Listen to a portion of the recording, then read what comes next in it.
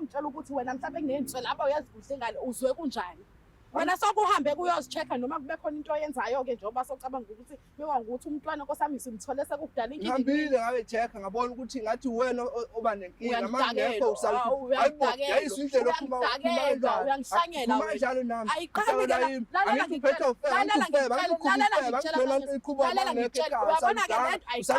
yaqala msazane wena uhlangana nomnyoko yaqala msazane uhlangana nomnyoko uyamkhwela wena uma wakho ubonakala ubonakala ngokuhluleka ukulungisa izinkinga la uhambe wena ngwenzani ungijwayela amasimba wena ungijwayela amasimba nale nkonzo iyona le yenza ukuthi kulokho ethatha izithembu bayibe ungazongihlangela ngitshele uma ungasangifuni lala ngikubize kahle uma ungasangifuni ngibize kahle phambi kwabantu uzongitshela ukuthi ngiyalalwa mina ingoba yakuthanda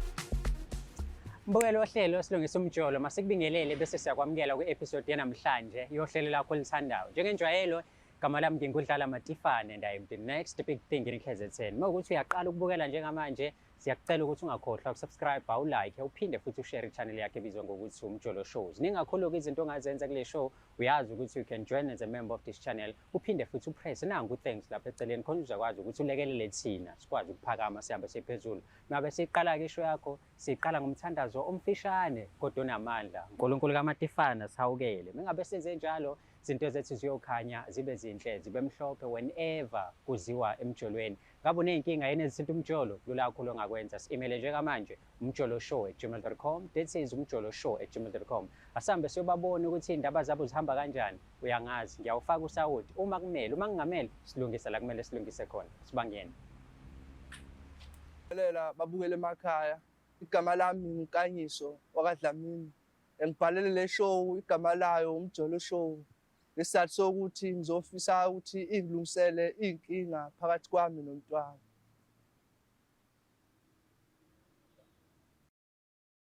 Silungisa umjolo uyazi-ke once unexpecting i-KZN yahlala nje phansi kusuke kuney'ndaba ey'nkulu ey'shaqishayo ezinye zikushiya ubamba ongezansi ezinye zikushiya ukuthi ha kanti ziyenzeka izinto ey'nje emhlabeni ngoba ezinye usuke uqala ukuyibona kule show ebizwa ngokuthi silungisa umjolo right here on a favorite channel Umjolo Show. Mawukuthi awusubscribe-ile ngiyacela bandla ukuze sonke sizoba ney'ndawo zethu zokuhlala iy'hlalo zethu wazi ukuthi uhleli ukhululekile usubscribe-ile. Mase sewusubscribe-ile like phela ama-videos wethu uphinde washare to abangani bakho. Angithi uyakhumbula ukuthi i-target yethu is to reach 1 million subscribers by the end of 2025.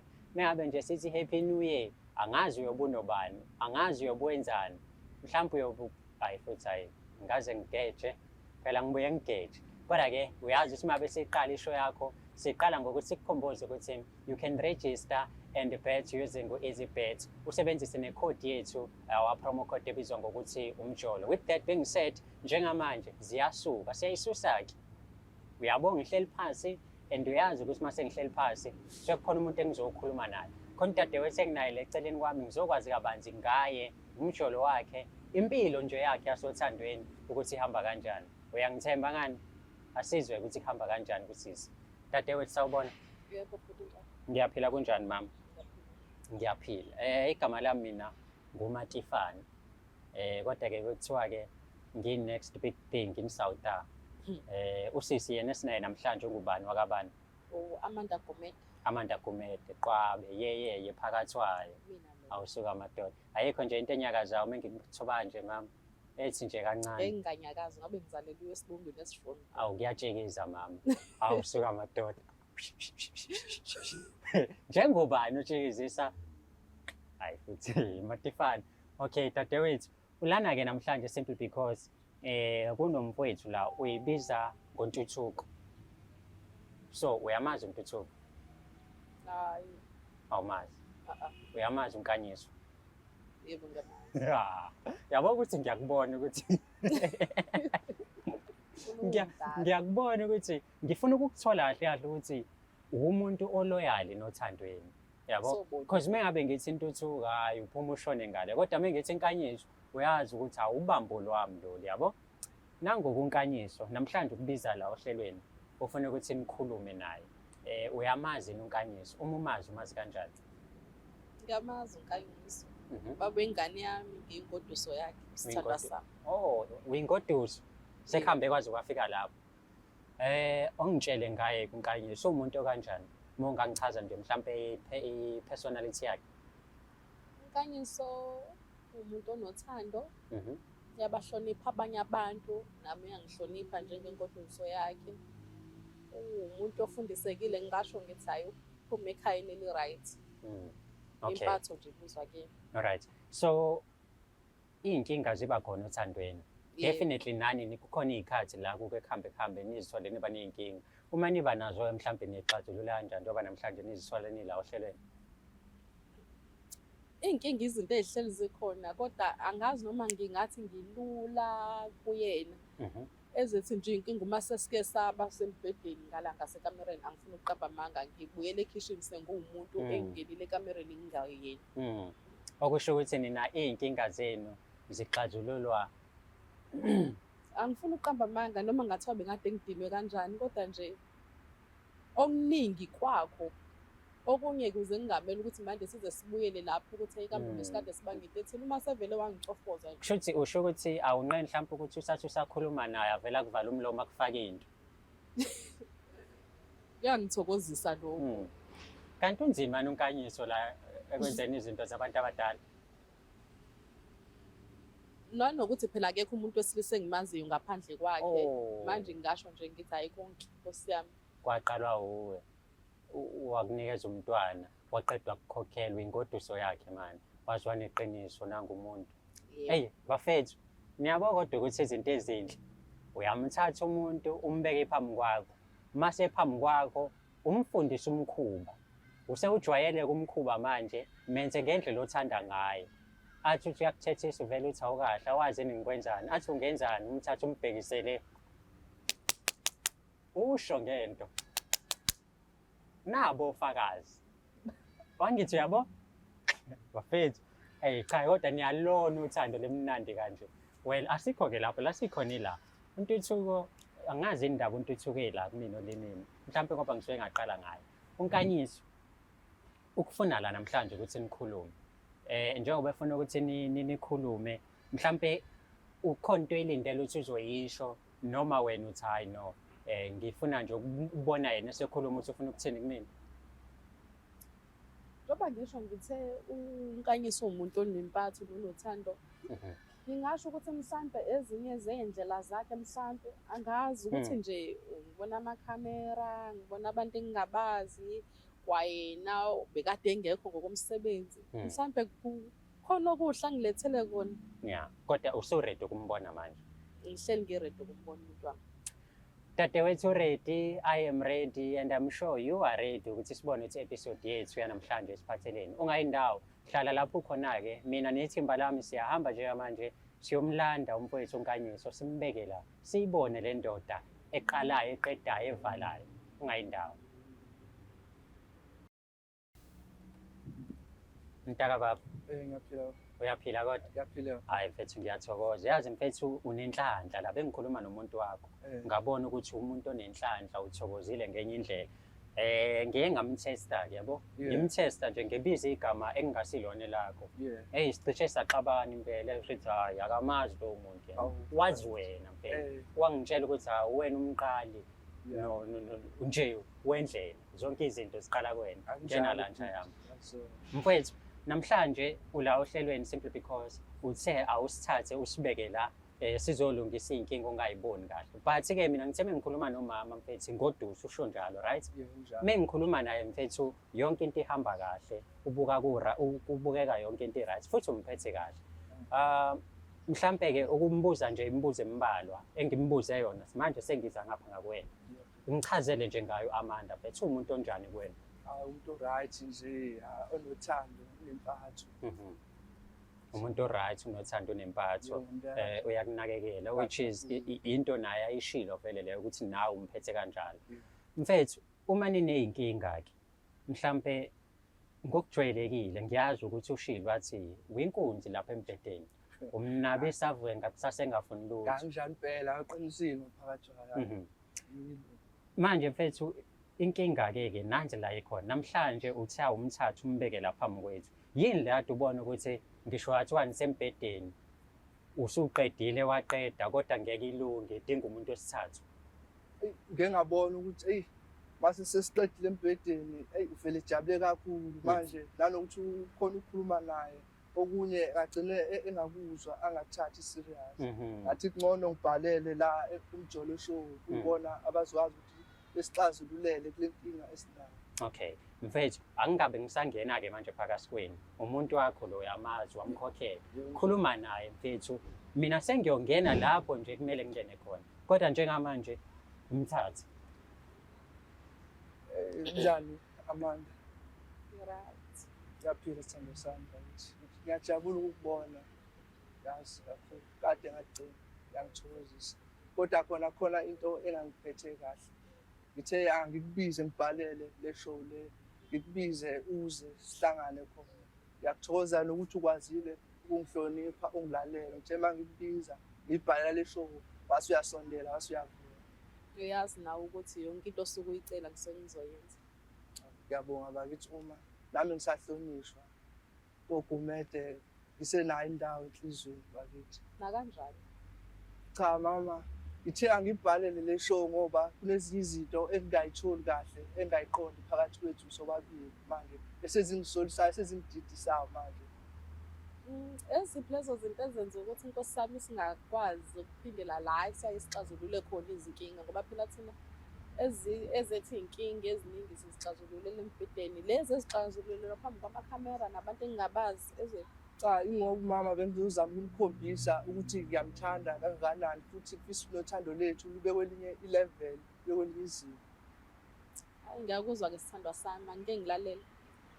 Mama okungithintile kakhulu kwangihlukumeza uma wangihlukumeza inhliziyo ukuthi umama uyazi uAmanda ukuthi esikhathini esidlule behleli sobabili ngingasebenzi indawo kwahamba isikhathi ngase ngithola umsebenzi ngase ngihamba ngithe mangihamba ngabe sengimbona ngathi usenezinto usenokushintsha manje kimi akasenzi njengaqala. Nginoshintsho bengingakwazi-ke lokho. Ushintsho nje olukhulu kabi nje lezinto ozenzayo engeke ngiyibone ngibe manje ngabe ngiba umuntu ongathi akasakuthembathembi isikhathi esiningi. Indaba ungazange uzungitshele ngalokho uqala ukubona ushintsho kunokuthi uzongitshela phambi kwabantu ukuthi ngishintshile. Ngabona ukuthi umama ngeke aze ayizwe azayishaya indiva lento yami mangithi ngiyamchazela mhlambe inkinga sisobabili ngathi ngcono ukuthi ngize kule show ngoba ngithola umngani wami phambilini uMandla ngicanga ukuthi uyamazi vele. Yeah. uMandla ngambikela lo daba uMandla wathi hayi bakhona abantu. Wenzile iphutha-ke lapho awukwazi ukuthi ungathi ubona ushintsho kumina ungakhulumi nomfazi wakho uzokhuluma nomunye umuntu ungakokhulumi nami ubona ukuthi uma sokhuluma nami vele ulethe ikhamera ulethe abantu engingabazi. Awu mama awujabuli ibright lesivele Ngiphatha umhlaba uthando lethu indlela nambe ngiyazi inkinga zethu thuthukisa uthando lethu ngey'nkinga zethu. Bazobona nabanye abanenkinga efana neyenu bafunde emaphutheneni balungise. Angiyena-ke mina-ke usibonelo wokulungiswa amaphutha abantu bekumele ukuthi bakhuzwayo angithi nawe yazi ukuthi othandweni iy'nkinga ziba khona ngisho abantu beshadile ngihamba hamba kube sengifuna ukwazi inkinga-ke yiphi inkinga yiphi le nkinga le seyiqale kuMandla yasuka kuMandla yeze emakhamereni. Inkinga into ezuthi ngibhalele show ukuthi size la sizohlala phansi sizoyikhuluma. Eyiphi inkinga? Ngithe mangihamba ekhaya mama ngemsebenzini ngabe sengibuya ngabuya ngangakuthola kahle ngangathemba kahle ngangabona. Ngikuzwile lokho eyiphi inkinga ushintsho ngifuna ukwazi ushintsho ukuthi ngishintshe angisapheki ngendlela efanele angisekho mnandi embhedeni awuluphi ushintsho. Ukuthi bengifisa ukuthi sibe nabantwana mama. Ukhona nje ulihle. Yazi umama angazi bengifisa ukuthi angizwe kahle uAmanda angangizwi kabi angizwe indlela. Umntwana mangithi ngifisa ukuthi siphele nomntwana ngifisa ukuthi mina naye owami umntwana sithole umntwana. Yini le eyabani? Yazi lo mntwana ngiyakhumbula naqala ugogo Amanda ngitshela nanku le ngane ayifani nami. Wafika wathi uthuka ingane yami.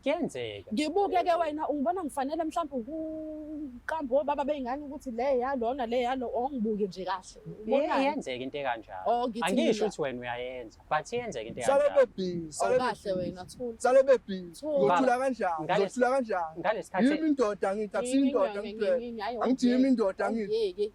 ngalesi khathi esekhulelwe bafo wena bo wawukephi? Ubususebenza noma uhlala naye? Bese ngisebenza angekho ba. Yena phela wangishiya ngimithi. Mayefona uthi usekhulele. Wangishiya ngimithi. Ngahamba ngaphinde ngabuya. Uthi usenengane khona lapho futhi ngokushaya. Kahle kahle wena utshelile. utshela ukuthi ngikhulelwe, utshela ukuthi ingane isikhona, wena uyibonanga yonke leyo process. Angibonanga. Wena kushuthi ngamanye amazwi ufuna ungitshela ukuthi unkosikazi wakho umazi nesisesikhulu. Angimazi. Hayi iphutha lami mina ukuthi ungabuyi. Iphutha lami ukuthi ungabuyi. Kodwa abosondelene because ngiyabona uMandla uyavela kakhulu la. Mhlambe ubemgada, yena uyamazi ekhulelwe. Athi akamazi nabantu abanensolo asethi ubona kanjani ukuthi okungcono uthatha omunye umuntu wesibili. Iyangihlangisa Ngaphika lokho ngathi ngisazoyimse naye lapha khona indlela engizoyizama engizoyihamba inyathelo. Kwazi ukuthi ngibone ukuthi ukanjani uhamba kuphi nendlela zakhe. Dadewethu, yabo wena uzosikhipha ke manje kule nto le. Wena uzosikhipha usitshele iqiniso. Abahlanye uMandla noNkanyezi. Ohlanya yimina. Cha, wena kufanele usitshele wena. Thula Kahle nawe kahle ndoda yama-truck. Awukahle. Ngicela ningali, asikhulumeni ngayo. Ubafo lezi zinto azisolayo, mina mhlawumbe ubafo uyanqena ukukuqonda, mina ngizokuqonda ngikusabi mina. Nama ngikusabi. Mina ngikusabi. Awasaba amadoda awasaba. Into vela yenzayo. Angithi umlethile ngokukhuluma ngoba uyahluleka ukuba indoda wena ukhulume. Seyiyakhuluma ke indoda, ithula. Lalela-ke ikhulumeke indoda. Ubafo engibhalela mina kwi-email. Engibhalela kwi-email ungitshelile wathi ucela ngimsize ukuthola iqiniso ngoba unezinsolo zokuthi ingane akusiyona eyakhe and kunezinto asezenzile eziningi ezihlukahlukene just to prove ukuthi ingane akuyona yakhe. Yabo? Waphinde washo futhi ukuthi kulezi zinto asezenzile zibala ngisho nezinto zesintu. Kwangangokuthi yena noma wakhe sebaze bayithatha ingane bayise emsamo. Into eyenzeka ingane isemsamo iyafika yabatshela futhi inyanga seyenzekile leyo nto ukuthi izoshona le ngane mebezoyiqhubeka nokuyibiza isibongo esirong. So into yakufanele ayenze ukuhlala nawe phansi akhulume nawe athole iqiniso khona ingane izokhula yazi ukuthi iqiniso liphi ngethini ke manje uzama ufuna ukuthi ukhulume manje njengoba hleli nawe phansi la sifuna iqiniso lokuthi usitshele ukuthi because yena njengoba ethola ukuthi ingane akuyona yakhe uyitshela ukuthi wena ufebile busy ngonjani nengane ngayazi wenza into wrong. Ngicabanga lokho shothi bangithatha ngiyisifebe phela. Uzothini kunengane azi kahle ukuthi akuyona yakhe and worse lengane uyibuka each and every day methola isikhathi sokuthi ayibuke uyayonda kuyimali. Makakholwe into ephuma kumina ngithi mina ingoduso yakhe Lithini ke ingane yakhe eyakhe. Kanjani sinobufakazi? Siyibekile lapha emsamo ayiphika amadlozi athi awayazi lengane. Safuna i-DNA wanqaba wena msalofu ne-DNA wathi awufuni. Wonqabela ne-DNA wazi kahle ukuthi udliwa. Angithi wena athi ungiconyela ngokuthi wena udliwa umuntu oyedwa wena. Manje unqabelana ne-DNA. Mphezu kwaloko ke manje seyinqabile ne-DNA amadlozi ayiphika lengane athi awayazi. Sitshela iqiniso ke lana ke manje. Angithi wena usaba ukukhuluma wena.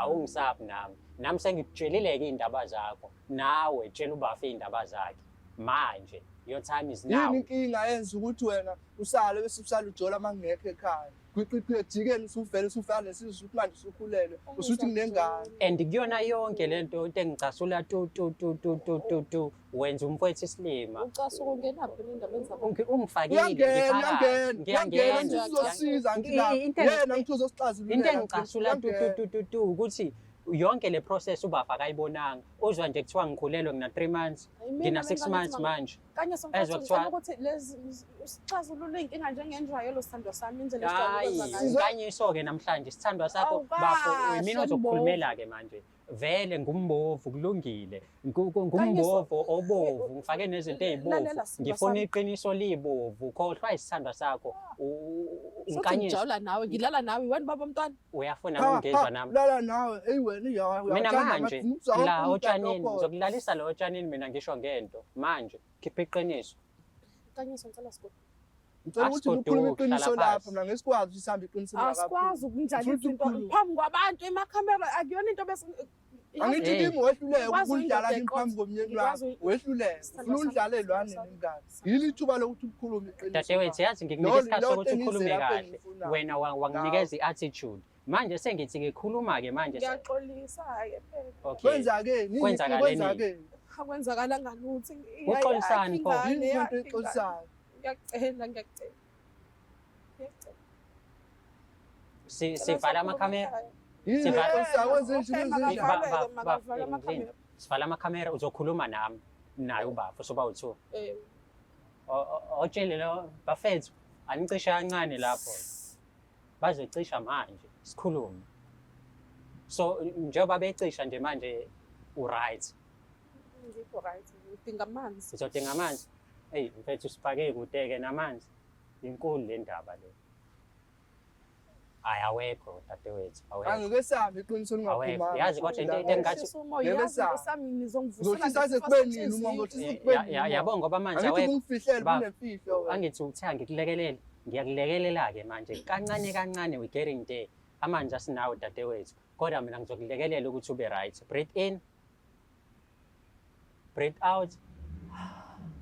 Waza sambeke breathe in. ubona upapayi. Ngifuna ukhiphe iqiniso dadewethu amanje asinawo. Iqiniso lani? Sengivale ngisho amakhamera still utsangidelela. Ngeke. Ungakade ukhona ngalesikhathi sishelana? Wawukhona? Iyo ntathu uthi angiyivalela amakhamera le. Cha ngifuna ukubuza kuphela ngibona ngathi usungene kakhulu. Ngangingekho nishelana but sengikhona manje.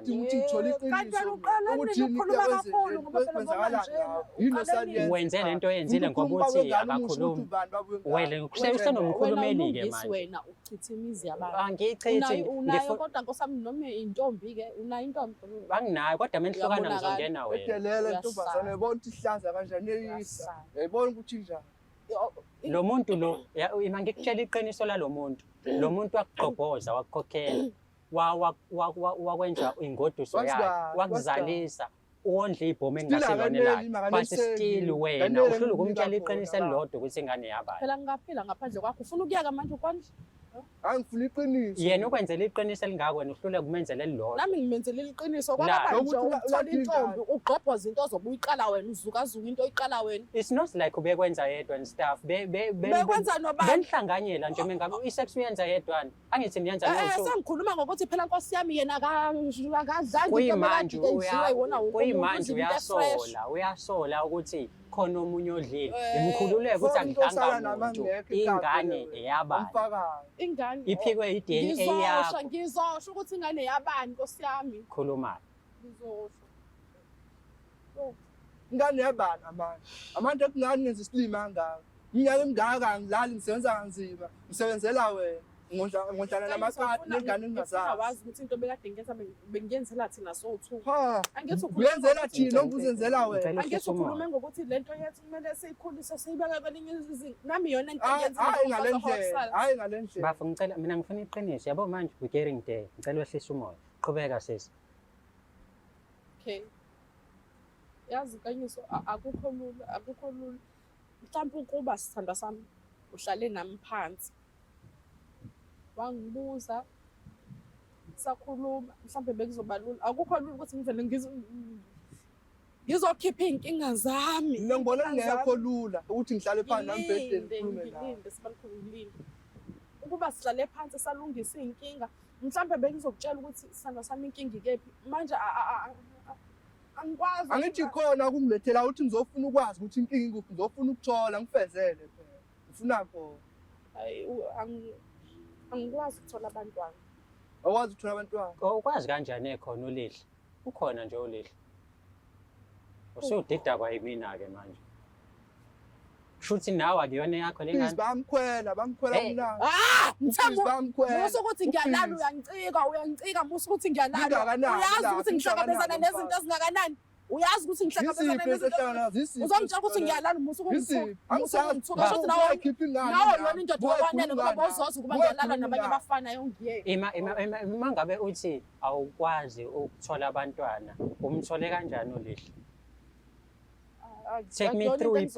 Take me through i-process yokuthola uLihle ungabatholi abantwana. Bengingaqondanga ukusho lento engiyishilo. Ubuqonda ukuthini?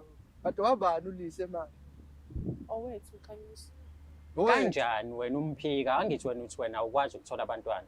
Umthathe phi uLihle? Uhambile wamcela la kucela khona abantwana wathola ingane ngoba ufuna ukuthi uthi unengane mfowethu.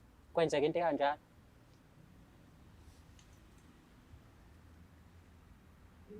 Khuluma iqiniso. Ngikulalele, ngifuna lona iqiniso. Kahle kahle lifonwa umfethu lo enibambisene naye.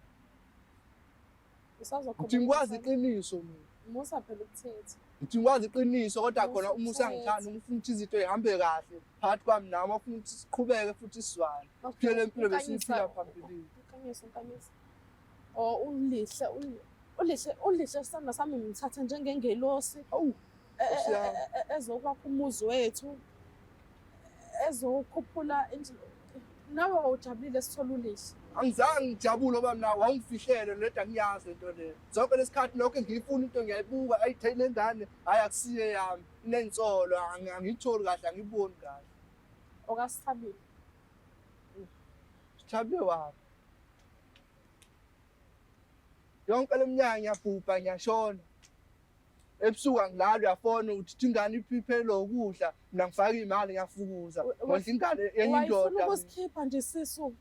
Uyangazi isandla sami kade ngaqala ukunakekela abantu. Kade mina ngazibonela ithuba nje. Wena ugcine ingane ekhishwayo wena. Ugcina ingane eyifayo wena. Uyangazi ukuthi ngumuntu onjani. Angikwazi phela iqiniso angithozanga ungitshela. Kwangimele ngenze njani? Kwangimele ungichazele phela. Kwangekho lula. Kwakungani ungiphinde eqala mangifuna ukuthatha omunye umuntu uthi wena hayi ukhona uzowazi ukuthi ungizalela abantwana. Indlela yokungizalela lento oyenzayo. Ngoba ngi-understand yonke lento mina yongenwa isithembu nanokuthi isithando sami indlela engikuthanda ngayo angithandi ukushare iyona ngave ngahlangana ikhanda nje ngicabanga ukuthi mina manje kusoba khona umuntu engimshare ngiyakuthanda. What about mina engifuna abantwana ke ngenze njani ngizobathatha apha singenza ngenye indlela nangu uLihle masimkhulisa uLihle mamukele njengowakho izingane ziyathengwa mothi imbuzi kwenziwa amasiko izinto ezikanjalo. Thenga ingane bawuthini nje ekhaya kodwa bawuthini ekhaya. Uma ngithanda awukuyeke manje ukuthi abantu bazothini uma ngithanda. Mfethu yazi mina ngizothini kuwena baba iqiniso liphumile manje. Unfortunately ngoba uyabo ukuthi khona amagama abanye abantu angenayo kanti le show besiyenzele nina nobabili. Angifuni ukuthi kuze kufike la kutheni kuvela ukuthi ubanje obusise selibizile nje elinye igama kuzovela nobaba wengane wangempela yonke lonto kuze kuvela ukuthi babe funa ukukhipha ingane ngobani. Le show besiyenzele nina. So ngicela ukuthi siqhubeke but not phambi kwabantu. Okubalekile ukuthi iqiniso manje uyalazi. Yabo mhlambe sizokwazi soba nendlela yokuthi ngikwazi ukuthi ngikhuluma nani privacy. Angazi noma uyangivumela into kanjalo. Ngikhulume nani private hayi phambi kwabantu because yabo manje singena amagama abanye abantu. Yeah, ayikho inkinga. Nawe dadewethu uyangivumela. Lona ngizomthola kodwa sophuma so endlini.